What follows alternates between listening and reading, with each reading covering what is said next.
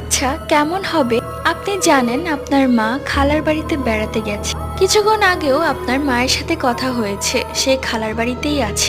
কিন্তু আপনার মায়ের মতো হুবহু একজন ঘরের মধ্যেই মায়ের রূপ নিয়ে আছে। তাহলে আপনি কি করবেন? অবশ্যই কমেন্ট করে জানাবেন। আমার নাম সাইফা। খালামণি কিছুদিন যাবত অসুস্থ, তাই মাকে ফোন করে বারবার বলছে তুই আয়, আমি তোকে নিয়ে ডাক্তারের কাছে যাব। তাই মা আমার জন্য খাবার দাবার রান্না করে খালার বাড়িতে চলে গেলেন।